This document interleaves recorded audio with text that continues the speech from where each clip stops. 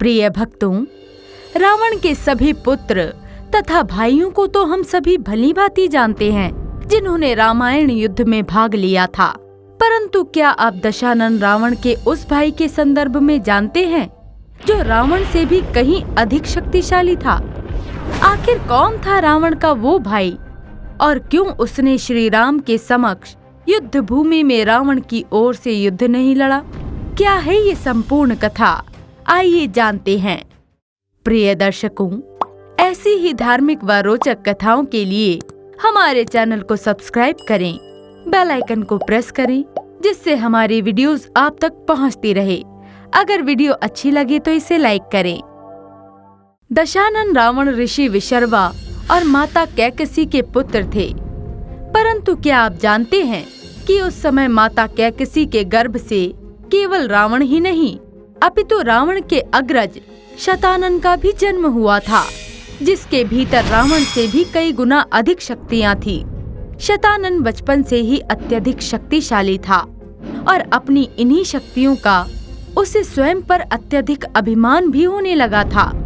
बाल्य काल में जब शतानन और दशानन रावण युद्ध का अभ्यास कर रहे थे, तब शतानन बार बार रावण का परिहास उड़ाने लगे और उन पर अनेक तीव्र और घातक प्रहार करने लगे। अपने पुत्रों को इस प्रकार देखकर माता कैकसी का मन अत्यंत दुखी हो गया।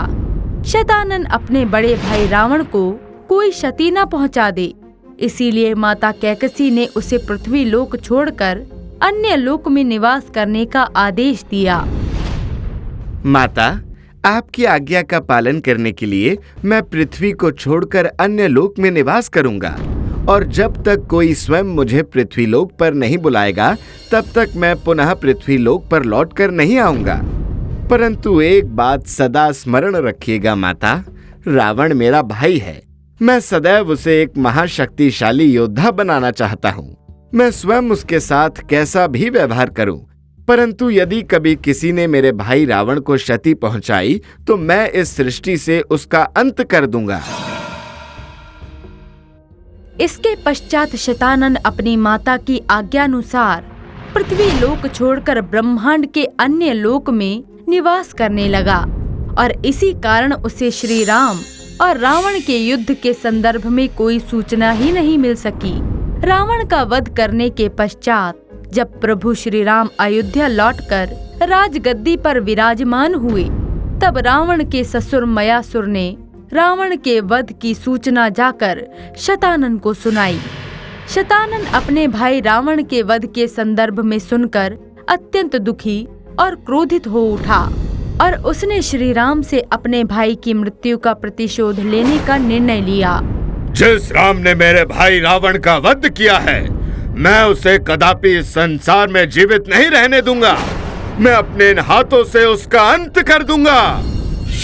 शतानन ने क्रोध में आकर प्रभु श्री राम और उनकी सेना पर आक्रमण करना शुरू कर दिया, परंतु किसी को ये ज्ञात न था कि ये आक्रमण कौन और किस कारण से कर रहा है, कि तभी माता सीता को पूर्व काल में एक ब्राह्मण द्वारा कही गई बात स्मरण हुई। मुझे ज्ञात है स्वामी कि ये कौन है। एक बार एक ब्राह्मण देवता चातुर्मास प्रवास के लिए हमारे भवन में पधारे थे। तब पिताश्री ने उनकी सेवा का दायित्व मुझे सौंपा था। तब मैंने संपूर्ण निष्ठा से ब्राह्मण देवता की सेवा की। वो भी मेरे सेवा भाव से अत्यंत प्रसन्न हुए और उन्होंने मुझसे कहा कि पुत्री, एक दिन तुम उस दुष्ट दशानन रावण और उसके अग्रज शतानन के अंत का कारण बनोगी। स्वामी, आपने रावण का तो अंत कर दिया, परंतु अभी भी उसका वो भाई शतानन जीवित है। ये शतानन ही है जो रावण की मृत्यु के शोक में अयोध्या पर आक्रमण कर रहा है। तब तो हमें उस दुष्ट से अयोध्या नगरी को रक्षित करना होगा, अन्यथा वो समस्त नगरी में उत्पात मचा देगा। लक्ष्मण, शत्रुघ्न, भरत, हनुमान, आप सब हमारे साथ चलिए। रावण के पश्चात अब इस दुष्ट के अंत का समय भी निकट आ गया है।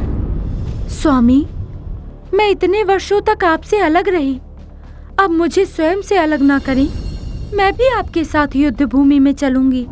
परंतु सीते, वो स्थान आपके लिए सुरक्षित नहीं है। जिस स्थान पर मेरे स्वामी हैं, उससे सुरक्षित स्थान इस समस्त संसार में मेरे लिए कोई और नहीं।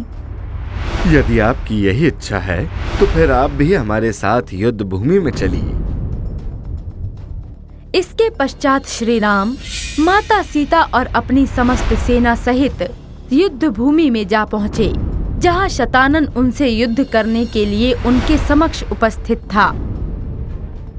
दुष्ट राक्षस, तुम क्यों हमारे राज्य पर आक्रमण कर अपने अंत को बुला रहे हो? तुमने मेरे भाई रावण का वध किया, मेरे समस्त कुल का विनाश कर दिया। मैं तुम्हें जीवित नहीं छोड़ूंगा, हर एक की मृत्यु का प्रतिशोध लूंगा मैं तुमसे। अपने भाई की मृत्यु के पश्चात भी तुम्हारे भीतर का अहंकार नहीं गया। तुम्हारे भाई की मृत्यु का कारण भी उसका अहंकार था, और अब तुम्हारी मृत्यु का कारण भी तुम्हारा अहंकार होगा। वार्तालाप करने नहीं आया मैं तुमसे, तुम्हें तुम्हारे कर्म का दंड देने आया हूँ। उठाओ अपने शस्त्र और युद्ध करो मुझसे। स्वामी, अपने सेवक के होते हुए आपको इस दुष्ट से युद्ध करने की कोई आवश्यकता नहीं। आपका ये सेवक ही इस दुष्ट को इसकी मृत्यु के पास पहुंचा देगा। इसके पश्चात शतानन और हनुमान जी के बीच भीषण युद्ध छिड़ जाता है। दोनों एक दूसरे पर भीषण प्रहार करते हैं। उनके बीच बहुत देर तक युद्ध चलता है, परंतु उस युद्ध का कोई निर्णय नहीं निकलता, जिसके पश्चात शतानन अपने एक ही बाण से श्री राम की समस्त सेना को ध्वस्त कर देता है। भैया, इस दुष्ट ने तो अपने एक ही प्रहार से हमारी समस्त सेना को नष्ट कर दिया। ये किस प्रकार संभव है? भैया, मुझे आज्ञा दीजिए, मैं इसी क्षण जाकर उस दुष्ट का अंत करने को तत्पर हो रहा हूँ। मेरी आज्ञा है लक्ष्मण, जाओ और इस दुष्ट का अंत कर इस संसार को इससे मुक्त कर दो। जो आज्ञा भैया। इसके पश्चात लक्ष्मण जी भी शतानन से युद्ध करने युद्ध भूमि में जा पहुंचते हैं, परंतु लक्ष्मण जी भी युद्ध में उस दुष्ट को परास्त करने में असफल रहते हैं। जब लक्ष्मण जी भी शतानन को युद्ध में परास्त नहीं कर पाते, तब स्वयं श्री राम रणभूमि में शतानन से युद्ध करने के लिए जाते हैं। दोनों के बीच बहुत देर तक भीषण युद्ध चलता है, परंतु जब किसी भी अस्त्र से शतानन का अंत नहीं होता, तब प्रभु श्री राम नारायणास्त्र का आवाहन कर नारायणास्त्र से उस पर प्रहार करते हैं। नारायणास्त्र के प्रहार से शतानन मृत्यु को प्राप्त होकर भूमि पर गिर जाता है, परंतु कुछ समय के पश्चात वो पुनः जीवित हो उठता है और प्रभु श्री राम पर इतना घातक प्रहार करता है कि श्री राम उस प्रहार से मूर्छित हो जाते हैं। जब नारायणास्त्र भी उस दुष्ट पर विफल हो जाता है और प्रभु श्री राम मूर्छित हो जाते हैं, तब ये देखकर हनुमान जी अत्यंत चिंतित हो उठते हैं और महादेव का ध्यान करते हैं। तब शतानन के अंत का उपाय सुझाने हेतु महादेव हनुमान जी के समक्ष प्रकट होते हैं। प्रणाम महादेव। हनुमान, हमें आपकी इस चिंता का कारण एवं उसका हल दोनों ही भली भांति ज्ञात है। शतानन एक अत्यंत शक्तिशाली राक्षस है और उसका अंत एक दिव्य खड्ग से ही किया जा सकता है, और उसका अंत केवल एक अयोनिजा ही कर सकती है, अर्थात जिसका जन्म किसी स्त्री के गर्भ से ना हुआ हो। प्रभु, आप ही मुझे बताइए कि वो दिव्य शक्ति कौन है जो इस दुष्ट का अंत कर सकती है। हनुमान, देवी सीता ही इस दुष्ट का अंत कर सकती है, क्योंकि वे धरती माँ से उत्पन्न हुई हैं। परंतु शतानन का वध एक दिव्य खड्ग द्वारा ही हो सकता है, जो 7 लोकों के कणों से मिलकर तैयार होगा। इसके लिए आपको 7 लोकों की परतों को भेदना होगा। महादेव, यदि इस दुष्ट के अंत का यही मार्ग है, तो मैं इसी क्षण जाकर वह दिव्य खड्ग लेकर आऊंगा। तब माता सीता के हाथों इस दुष्ट का अंत अवश्य होगा। इसके पश्चात हनुमान जी पृथ्वी के नीचे 7 परतों को भेदकर हर एक परत के कणों को एकत्रित करते हैं और उन कणों से एक दिव्य खड्ग का निर्माण करते हैं। उधर युद्ध भूमि में प्रभु श्री राम को मूर्छित अवस्था में देखकर माता सीता अत्यंत दुखी तो होती हैं, परंतु उनके स्वामी को मूर्छित करने वाले शतानन के प्रति उनके मन में क्रोध की ज्वाला फूट पड़ती है। उसी क्षण अपने हाथ में दिव्य खड्ग लिए हनुमान जी माता सीता के समक्ष प्रकट होते हैं। माता, महादेव के आदेश अनुसार इस दुष्ट का अंत केवल आपके हाथों ही संभव है। ये लीजिए माता, इस दिव्य खड्ग से आप इस दुष्ट का अंत कर दीजिए। इस दुष्ट ने मेरे स्वामी को आघात करने का दुस्साहस किया है। ये दुष्ट आज मेरे हाथों मृत्यु को प्राप्त होगा। माता सीता का क्रोध इतना भीषण हो जाता है कि माता सीता अपना सुंदर एवं दिव्य रूप त्याग कर माता चंडी का रूप धारण कर अपने हाथ में दिव्य खड्ग लिए युद्ध भूमि में शतानन के समक्ष जा पहुंचती हैं।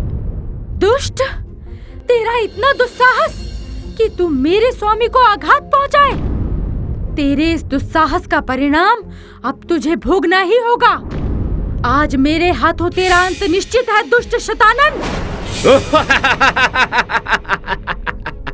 जब तुम्हारा शक्तिशाली स्वामी और उसकी समस्त सेना मिलकर मेरा कुछ नहीं कर पाई, तो एक नारी भला क्या कर पाएगी। मेरे पास इस प्रकार की क्रीड़ा करने का समय नहीं है। सर्वशक्तिशाली शतानन एक शक्तिहीन नारी से युद्ध करेगा, कदापि नहीं। आज इस नारी के समक्ष युद्ध करके तो देख दुष्ट। नारी को शक्तिहीन कहने वाले, तुझे ज्ञात हो जाएगा कि एक नारी की शक्ति क्या होती है। माता चंडी के मुख से ये वचन सुनकर शतानन अत्यंत क्रोधित हो उठता है। फिर माता चंडी और शतानन के बीच भयंकर युद्ध छिड़ जाता है। माता जैसे ही अपनी दिव्य खड्ग से उस दुष्ट पर प्रहार करती हैं, उसकी देह से निकले रक्त से उसी के जैसे अन्य राक्षस उत्पन्न हो जाते हैं। ये देखकर माता चंडी भी असमंजस में पड़ जाती हैं। क्या हुआ नारी, भयभीत हो गई? किस प्रकार अंत करोगी मेरा? मेरा रक्त जिस जिस स्थान पर गिरेगा, मेरे जैसे अनेकों शतानन वहां जन्म लेंगे, इसलिए तुम कभी मेरा अंत नहीं कर पाओगी। दुष्ट, तेरा अंत भी आज रक्त बीज की भांति ही होगा और तेरा अंत मैं ही करूंगी। इसके पश्चात माता चंडी अपनी दिव्य खड्ग से शतानन पर प्रहार कर उसके रक्त को धरा पर गिरने से पूर्व ही उसके रक्त का पान करने लगी और उसके सभी प्रतिरूपों पर प्रहार कर माता ने उन सभी के रक्त का पान कर लिया। इसके पश्चात शतानन की शक्ति क्षीण पड़ गई और वो माता चंडी के समक्ष कमजोर पड़ गया और माता चंडी ने उसके रक्त का पान करते हुए अपनी दिव्य खड्ग से उस दुष्ट का अंत कर दिया। इस प्रकार माता सीता के चंडी स्वरूप के हाथों उस दुष्ट का तो अंत हो गया, परंतु जिस प्रकार रक्त बीज के संहार के पश्चात माता महाकाली अत्यंत क्रोधित हो उठी थीं, उसी प्रकार माता चंडी का क्रोध भी उनके नियंत्रण में नहीं था। सभी देवताओं ने माता के क्रोध को शांत करने के लिए अनेक प्रयास किए, परंतु उनका कोई भी प्रयास माता को शांत करने में सफल न हो सका। माता के क्रोध से समस्त सृष्टि कांप उठी। सृष्टि को यूं नष्ट होता देखकर हनुमान जी श्री राम के चरणों में बैठकर प्रार्थना करने लगे। हनुमान जी की सच्ची भक्ति के भाव से श्री राम अपनी मूर्छित अवस्था से जाग गए। तब हनुमान जी ने प्रभु श्री राम को सारा वृत्तांत कह सुनाया। श्री राम माता के समक्ष जा खड़े हुए और उनके प्रेम पूर्वक आग्रह पर माता का क्रोध शांत हुआ। जब माता ने अपने स्वामी प्रभु श्री राम को सकुशल देखा तो माता अत्यंत प्रसन्न हुई और उन्होंने युद्ध में समाप्त हुई समस्त सेना को पुनः जीवन दान दिया। प्रिय भक्तों, एक व्यक्ति द्वारा की गई गलती को पुनः दोहराना सदा ही सर्वनाश का कारण बनता है। इसीलिए हमें सदैव दूसरों की गलतियों से सीख लेकर उन्हें दोहराना नहीं चाहिए। अगर आपको ये वीडियो अच्छी लगी हो तो वीडियो को लाइक करें और हमारे चैनल महावॉरियर को जरूर सब्सक्राइब करें और साथ ही वीडियो की अपडेट पाने के लिए बेल आइकन को जरूर दबाएं। और आप अगली कहानी किस महावॉरियर की देखना चाहते हैं, आप हमें ये भी कमेंट्स करके बता सकते हैं।